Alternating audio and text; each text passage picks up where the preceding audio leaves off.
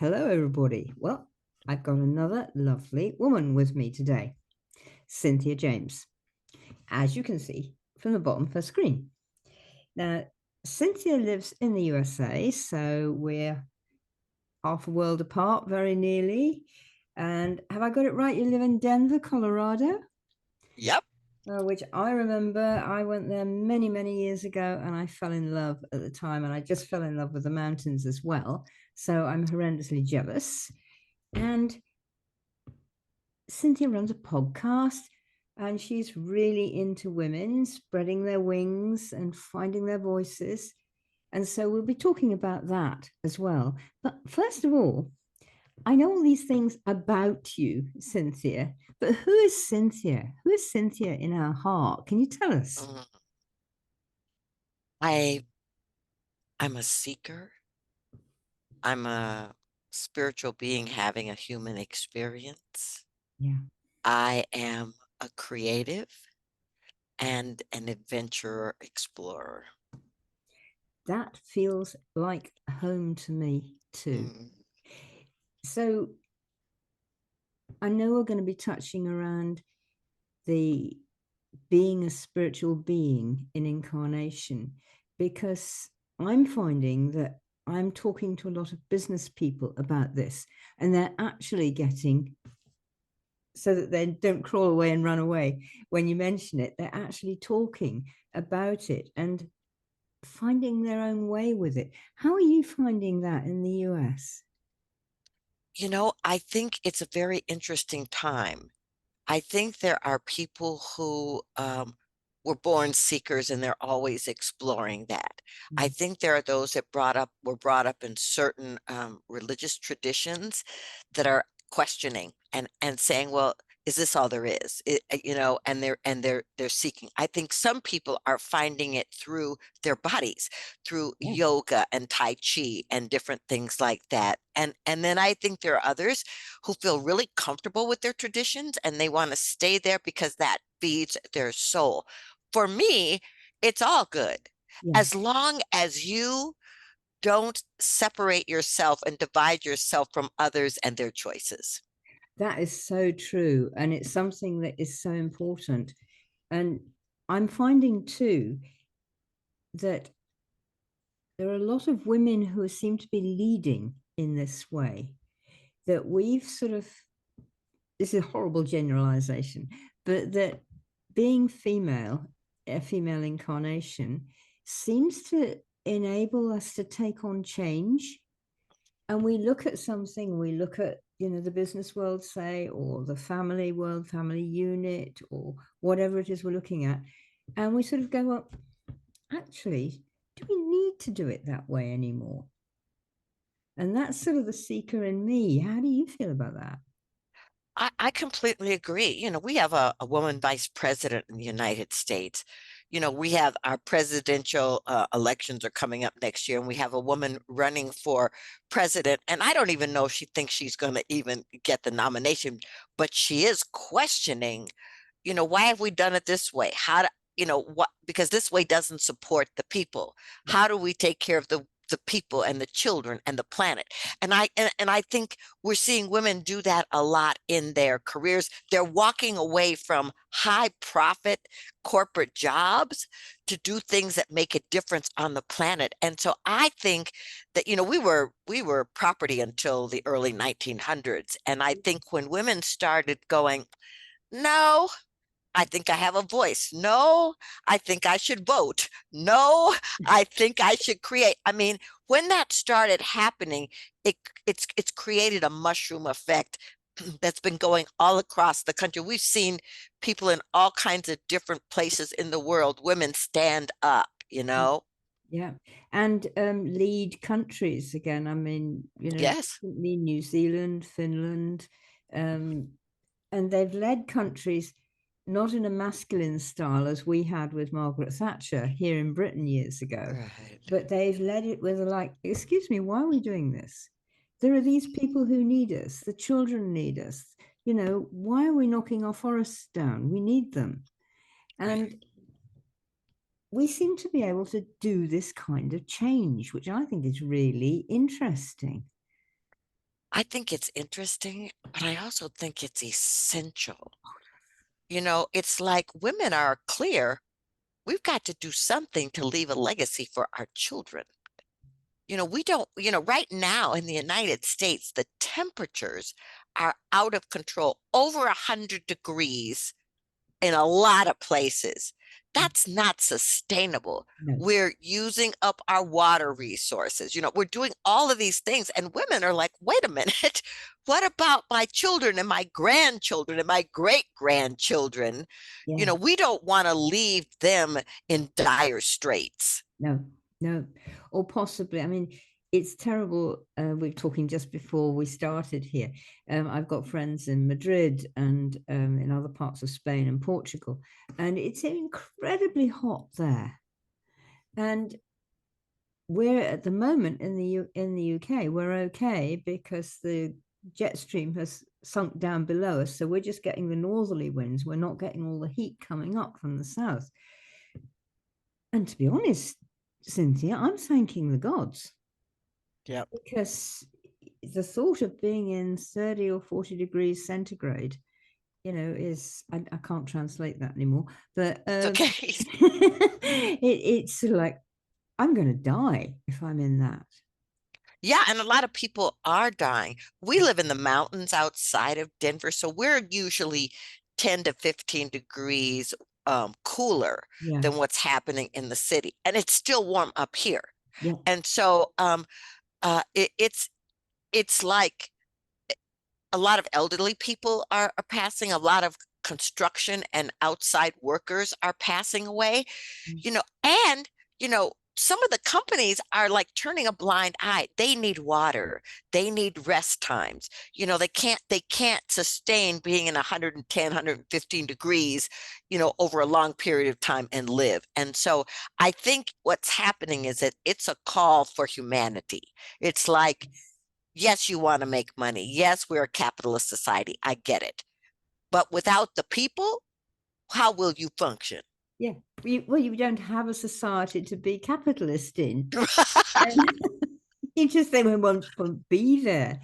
Um, and also, capitalism doesn't have to be, and sometimes it feels like this. It doesn't have to be me, me, me. I'm the only one Right. who's going to get this money, and anybody else who gets some, it means I'm not getting as much. Yeah, that's right. And That's right. I have actually met some women who've thought that way, but not many. But that's got to change, because that's the sort of capitalism we do not want. No. And by the way, when you leave this planet, you're not going to be celebrating what was in the bank. You know, you're going to be looking at your relationships and how you lived, and are there any regrets? I mean, that's what's going to be happening. And Yeah. yes, you want to have a comfortable life. You want to be able to take care of yourself, you know, but it's like how much money will make you feel like you're enough? Well, this is a big problem, and I'm sure we both find this with people that we work with, is there are so many people who don't feel that they're enough, Right. or that they can have enough, Right. and Right. they are scared and very insecure, and sort of like children who are starving. They sort of grab, grab, grab, grab everything, and we've got to change that as well.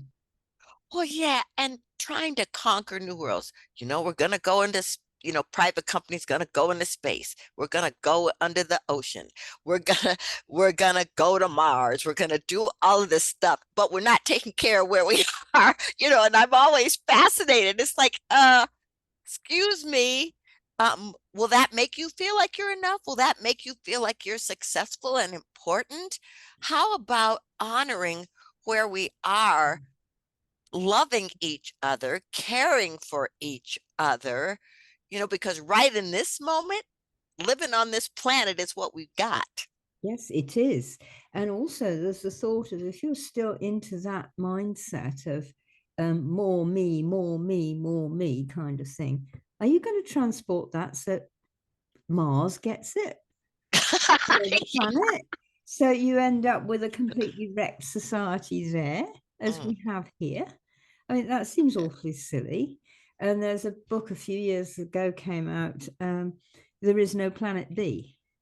right, And right. um, it's quite good. It's, you know, talking about what we're doing and that we need, as we've just been saying, to take care of where we are, of home. And um, there is no planet B. And it's all about us inside, isn't it? 100%. Mm. 100%. Um, I grew up really poor, and we were in welfare lines, and it was, I mean, it was intense. And so my whole family, and we had 12 cousins that lived close, everybody was in this mindset of lack. And Yeah, so I spent time when I was growing up trying to make money, trying to be successful, putting my attention there. But but the truth is, A, your health is the most important thing, the care of this body temple, because it doesn't matter how much you've got if you're not healthy. nope. But also it's like your relationships, the Yes. way in which you connect to people, the heart connections. I mean, you want to be able to take care of yourself, and we see a lot of people homeless in America and living on the streets, and it's, I mean, it's sad and heartbreaking, Yeah. you know and so you want to be able to take care of yourself, but you also want to value the present moment, and the care and the love that moves through your life and your ability to make a difference. Yeah. Yeah. And all of that seems to be, again, where we came in before, is it's about connecting. And a lot of people in this country, all over the world, I think, they're still in this state of, I've got to score over the other person. Right. And not that I need to connect with them, and that we collaborate and that we share and work together. And I think there are a lot of women now who are really thinking about that. We're talking about, you know, possible prime minister of president of the USA, and prime ministers and presidents of other countries who are women and have been women. And maybe we can bring that through. And it's, again, you were saying about women finding their voices. And it's so important for all of this, isn't it? Well, it is. First of all, I don't believe there's competition. I believe that what's for you is for you. Mm. What's not for you, you're not going to get no matter what, Yeah. right? Yeah. And it takes attention and intentionality and work on if you want to create something. Yeah. But thinking that somebody can take from you what's yours is just, for me, it's just a waste of time and energy. Yeah. Because what you're talking about, bringing our voices, means for me, can you stand in your full expression? What lights you up? What you are passionate about? How you want to show up in the world and make a difference in the world, because the universe will sync up with that. Oh, yes. Yes, indeed. And it is all about this, what is in your heart. And I certainly feel that that is the most important thing going. And it seems that perhaps the way women can express this may actually help everybody to get the hang of it. Yeah. You know what? Women are nurturers. Yeah. And I'm not talking about caregiving where you give up yourself for everybody else. I'm Oh, no, talking no, no, about no. we are loving, Mm, caring being. It's innate within us, mm, and so if we can bring those things to the forefront, yeah. then what we do is we become models. We become models for others to see, oh, I can be successful and love. Oh, I can be kind and do what I love. Oh, I can be a caring person on this planet for humanity and still, be successful. Yeah. When you start getting that they all run in tandem and that energy lives within the female, oh my gosh, it's incredible. It is indeed. And there are many more women who are doing that. I mean, there are many solopreneurs, as they call us, who are running your own business because Right. you can't find a way in a corporate environment. I know so many. I mean, I've got a couple of girlfriends around the world, and they've sort of said they worked in corporate and that sort of thing, which we both know. Mhm. And they sort of said, "I've gone rogue," and they are doing what they want, and they're making a difference, and they're making a living. Yeah, I worked in corporate America in corporate communications in a media management firm, and I'm grateful for it. I learned a lot, but the lack of humanity bothered me on a lot of different levels. Mm. And so when I started my own business, I took the things that I learned that fed my soul and Yeah. lit me up, and then I left behind those others. But I do want to say for anybody who's thinking about this, you know, follow your heart for sure, Yeah. but no, it's not going to be a linear straight line to success. Yeah, it's like there are learning processes and learning curves, and sometimes you go, "What was I thinking?" And then you open. But the thing is like when you follow your heart, Mm. the universe walks with you Yes. and it will show you the way.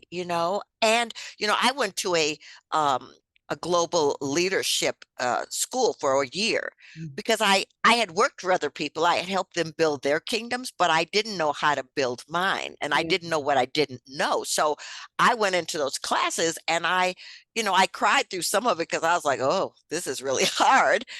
But when I walked out, I understood the premises of running a business, how you have to be in alignment and connection with finances, how you have to open yourself to be visible to bring in Mm. clients. And for me, that I had to have a really strong spiritual practice, whatever that looked like, Mm. so that I could attract the people that were right for me. That is so important. I'm so glad you brought that up because it's what goes on inside. And I call that my spiritual practice too, whatever it is. And it's that that calls the people, isn't it? Yeah, you become a magnet. People want what you have. They resonate with you. And sometimes, I'm sure people have found you online because they've liked your energy or they've liked something you've said and they say, "Oh, that resonates with me." So your energy, all it becomes this wave of frequency that goes out and finds the people that need you. Exactly. And the people that I can help, because when none of us, I'm not for everybody, nobody is. Right. And so there are people who they won't get me and I won't be able to help them. And that's so important to recognize. I don't know whether you found it with people that you work with, but some people are saying, but not everybody likes me. Yeah. You go, no, that's okay. Well, you're from England and not everybody drinks the same tea. You know? So, yeah, so Nor the same coffee in America. yeah, No, and we are so again, the people who are thinking, I've never got enough, I've got to keep pulling other things to me. You can't actually, I mean, it's even a digestive thing, isn't it? You can't actually digest everything, and you can't actually digest all the people who might come to you. And right. I think putting that across and women's voices saying it, I think seem to make a big difference. That we're Ye- not for everybody. You have to Right. attract, but you will repel. Hmm. And It's one that's of the reasons I have discovery calls. I have like complimentary discovery calls same here. where people can come in, they can tell me what's happening, I can talk about what I do, and we can see if it's a fit. Yeah. And if it's not, I will always hold them in my heart, but I don't want them to waste their time and money, and I don't want to waste my time and energy. No, I completely agree with you with that. What sort of people come to you? What sort of people do you find work best with you? I have individuals, a lot of them are leaders. They're leaders in companies or in government agencies. A lot of them are women. They want to be conscious leaders, and have clarity. And then sometimes what they will do is bring to me their teams, and I will do team building with them so that it can take them to another level. There are times that some of my clients that come from different parts of the world are in transition, and they don't know exactly where they want to go, but they know they can't stay where they are. Right. And so we work on them getting clear about what what will bring them joy, Mm. what will bring them a sense of freedom and resources. Yeah. Yeah. I find the same sort of thing.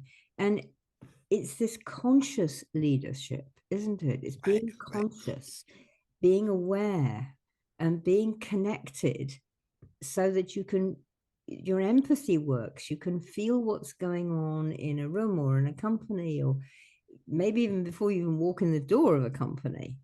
You can go, Yes. whoa, hello, and whatever. You can feel it. And being conscious means you are likely to make the right decision, doesn't it? Well, yes, because you begin to trust your intuition and your inner knowing, Yeah. not just your mind. Yes. Because the mind gets busy trying to figure things out, and how's it going to work, and how are people going to respond, and you can go down rabbit holes there. Absolutely. But your intuition, your gut response Mm. is right on.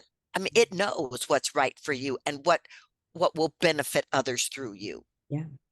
I quite agree. And one thing I find with some of my clients when they first come, it's like you were saying, they don't know quite where they need to be, but they know they can't stay where they are. And I have the Right. same thing. And it's sort of like, I'm stuck. I don't know what I'm doing. I don't know where I'm going, but I know I can't be here. Help. And yes, of course. And they don't understand yet. And one of the things I find I have to help them with is that they don't understand that the head can't solve everything. The mind can't solve everything. And we were given, our instincts and our hearts and our intuition as well. So we just overuse the mind and we don't use these three at all. Yeah, but I think what happened was that education took a misstep, Mm. and it taught us and enculturated us through our educational systems. Trust your mind, Yeah. figure it out, analyze it, dissect it, and all of that's great, but it leaves out the holistic part of what you just said. Yeah. Because when the mind is in connection with your intuition and your senses and your ability to see beyond circumstances, wow, when those two things work together, it's powerful. But when one dominates over here and leaves this out, people flounder and they feel lost. They do. And my dad was always very keen on this sort of thing. And he would sort of say, well, look, you've got all these four functions. Go on there and use all of them. Why are you using this one? And he would sort of say, if you're just using your mind, it's like somebody trying to take a screw out of a piece of wood with a hammer. You're using Right. the wrong tool. That's right. And so many people, as you say, they've been educated, inculcated into you've got to think everything. You've got to use your mind and nothing else is reliable. I mean, I hear that a lot, that people have been taught to believe that your guts aren't reliable, your heart's not reliable, and your intuition's just a load of woo-woo anyway. Right. Do you see that too?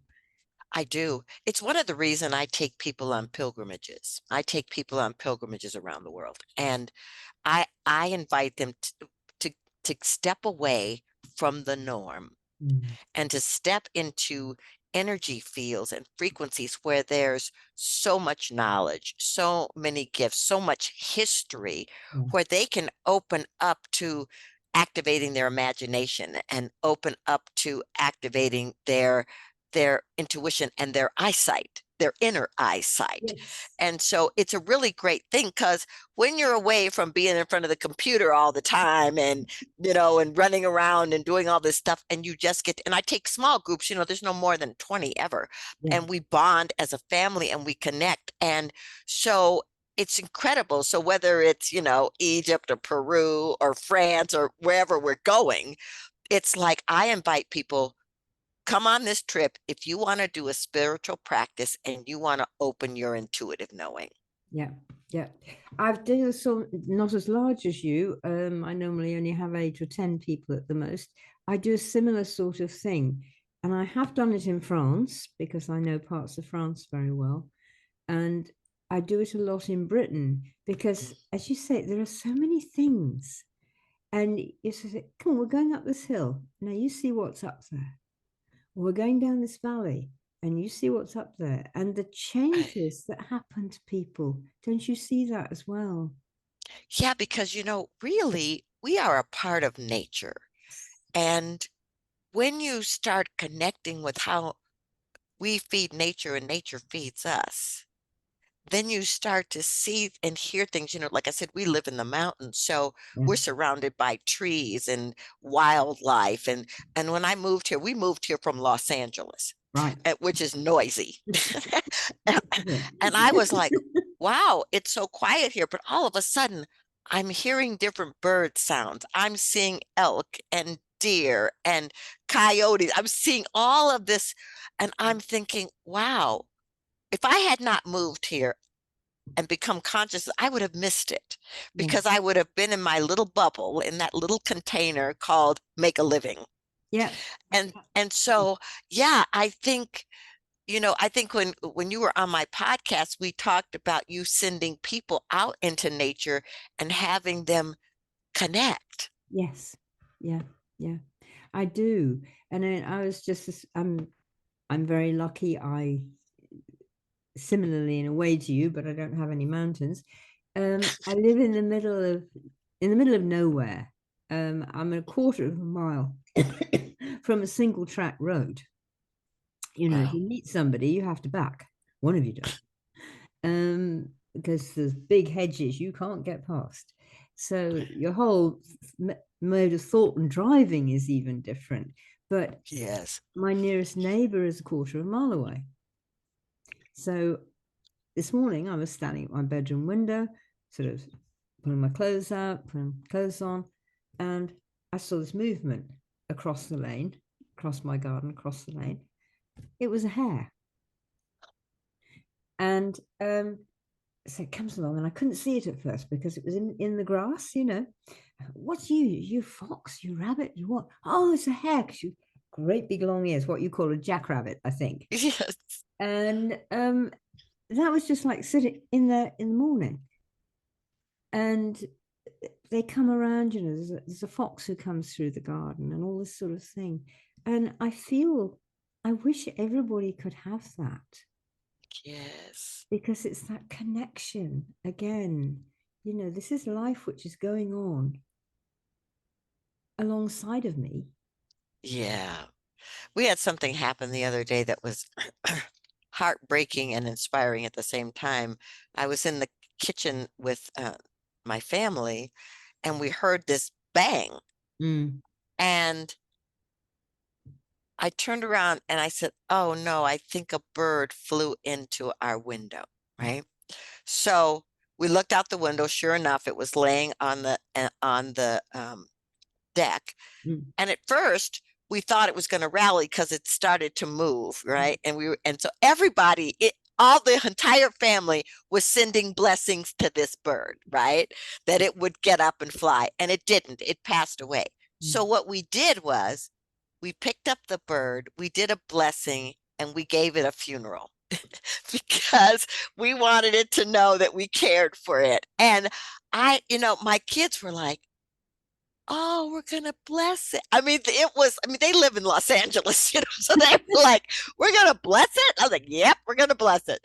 And I don't know that I would have been that way had I not had the opportunity to live where I live. Yeah. I think you're quite right there. And I mean, not always lived in the country. I lived in London for 25 years, but before that I was in the country, and now I'm in the country again. And there are animals in the city. I mean, we had a fox live at the bottom of our garden in the city, which was lovely. And she brought her cubs out when she had them, all this sort of thing. But it's not quite the same as when you are there. And when I was a child, you'd find a dead bird, or a bird would ram itself into the window, break its neck, or something like that. And then I would always take it and bless it, as you say, and put it somewhere special and say, it's almost like you say, thank you for being, isn't it? Yes, yes, yeah, yeah. And it's really interesting because I look up metaphysical meanings of things too.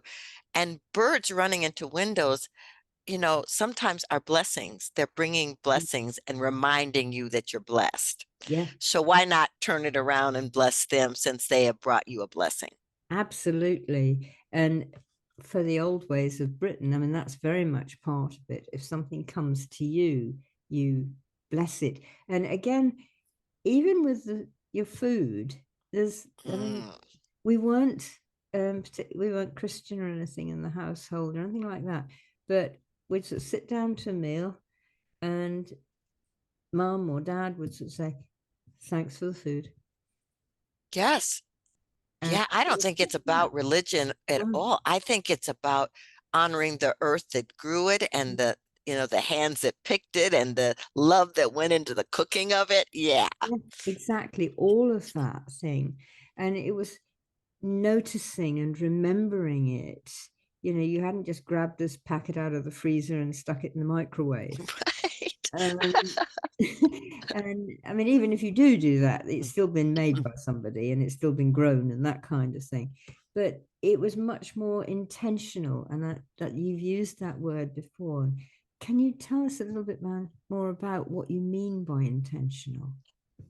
Well, here's the thing. Intention is really a way of putting out a declaration into the universe, into something you want to create or want something you want to manifest.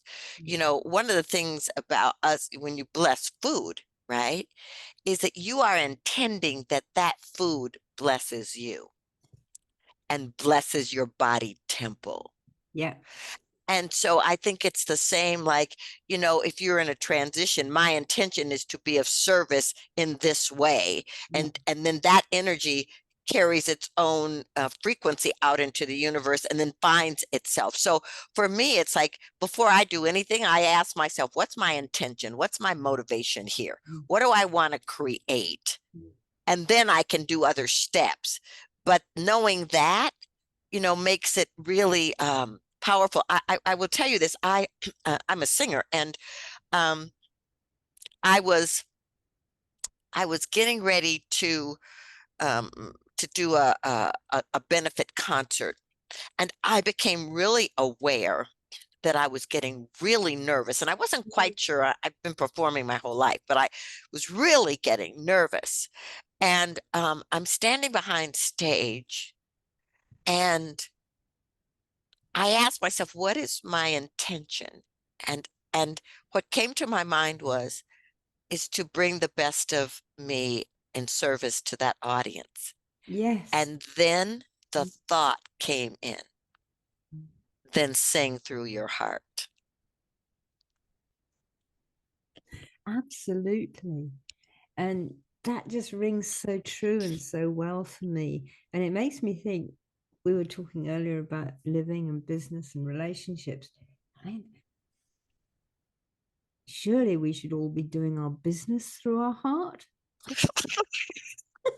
Yeah,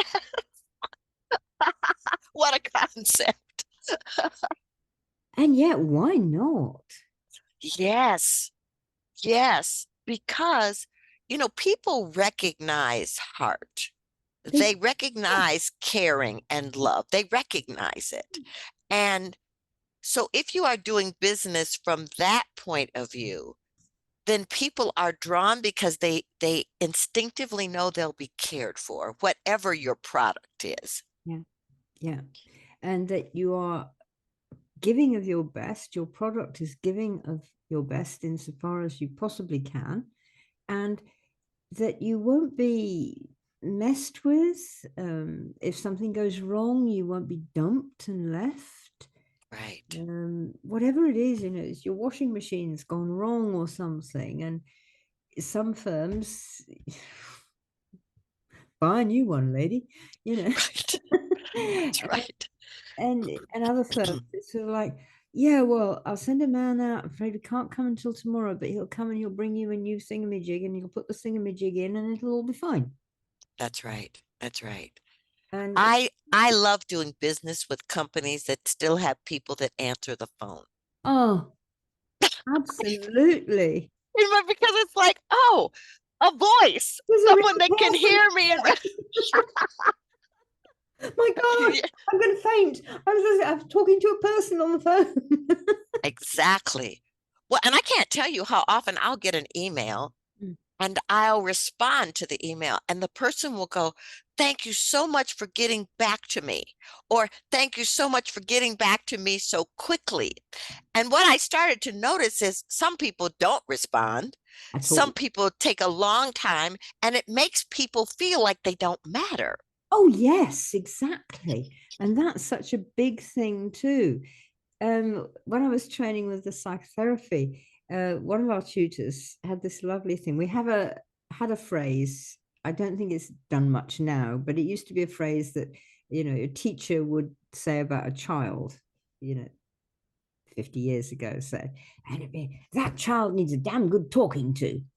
Right. And our tutor said, he brought that, told that story, and then he said, no, that child needs a good listening to.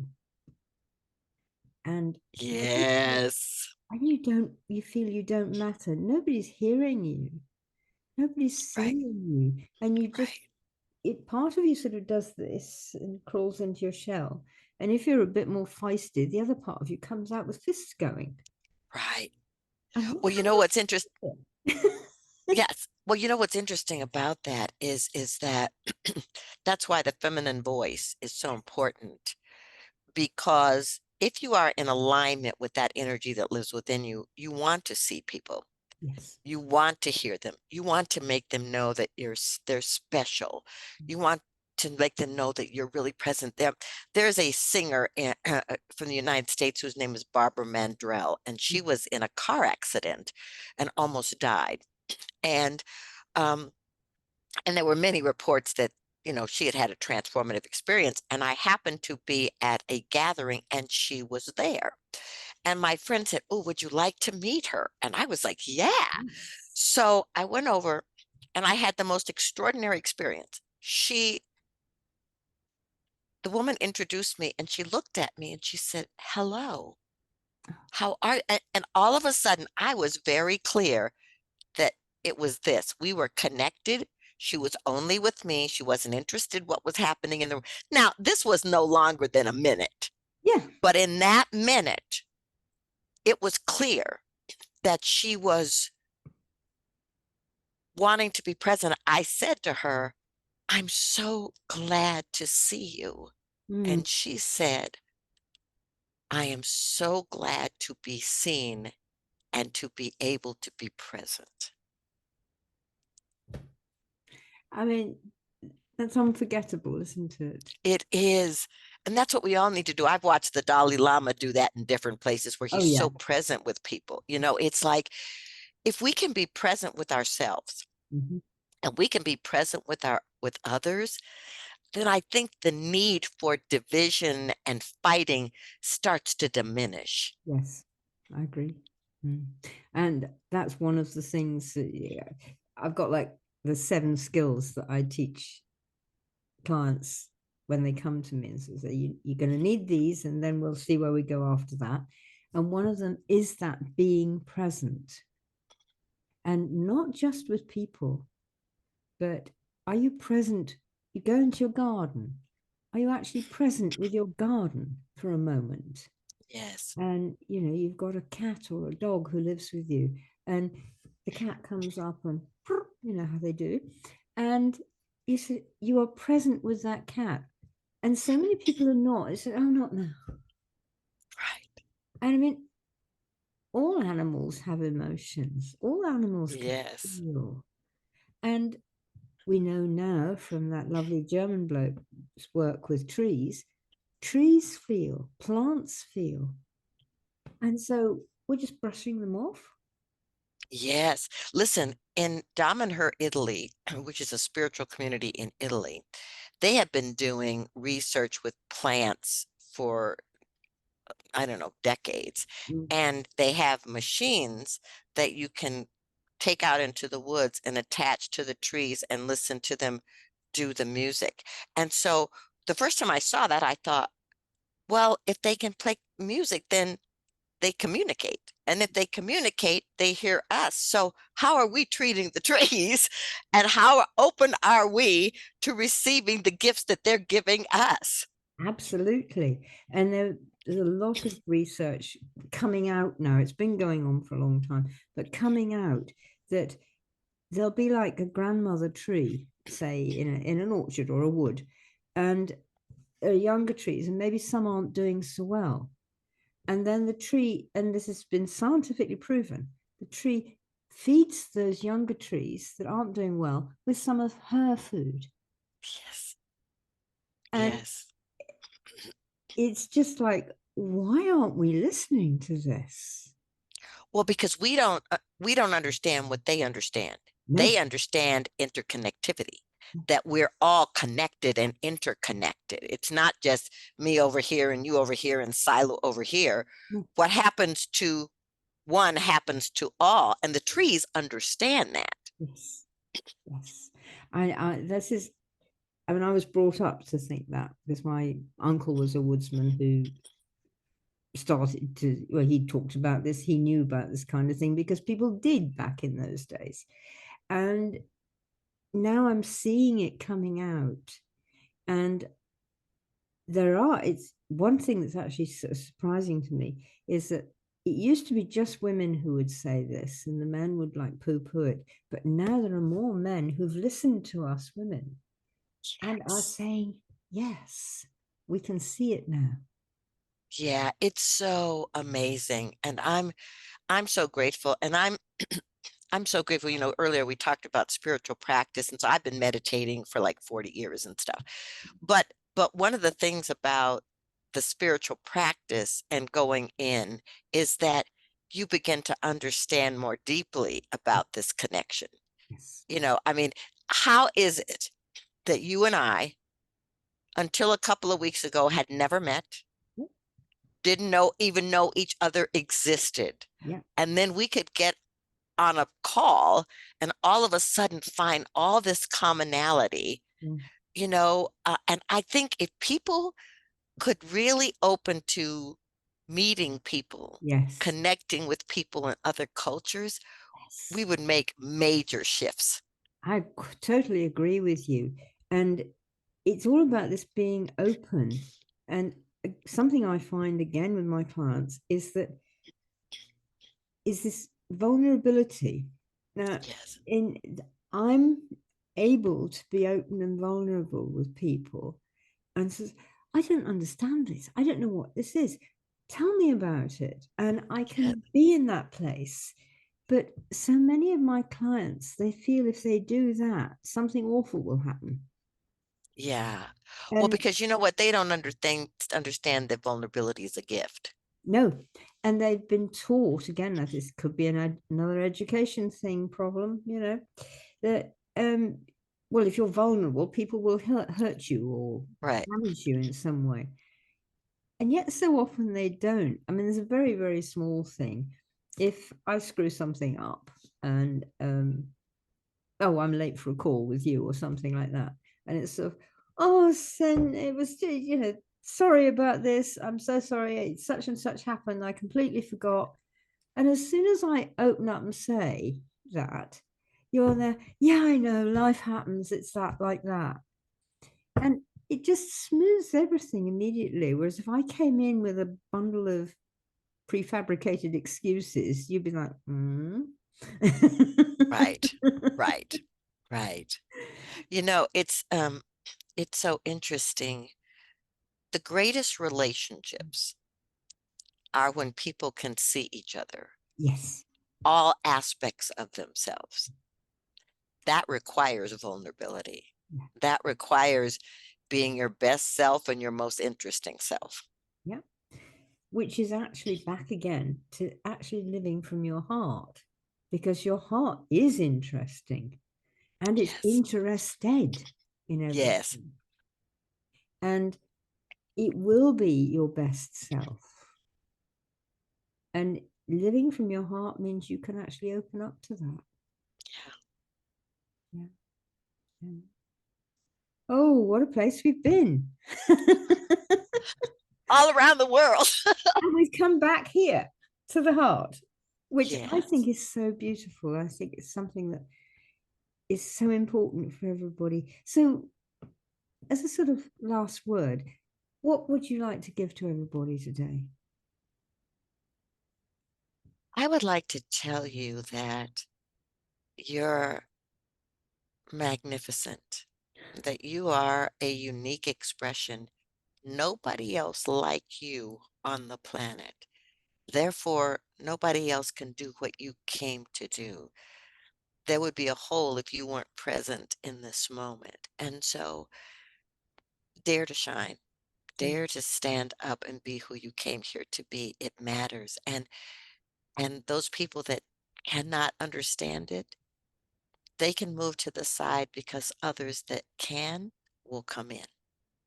And the more people that do it, they will feel the energy and they will want to come in too. Yes, Oh, exactly. when you said that, it just, I felt so seen. I hope you all do out there too, because Cynthia was right there with us, right there with us. Thank you so much for being here. Hopefully, we shall do this again or something I else. would love that. I would love to do something with you, and I'm so honored to be a part of your world. And Thank you. I am so honored to have you as part of my world and to be part of yours too. So, thank you, Cynthia. Thank you, everybody. And we'll see you again next time.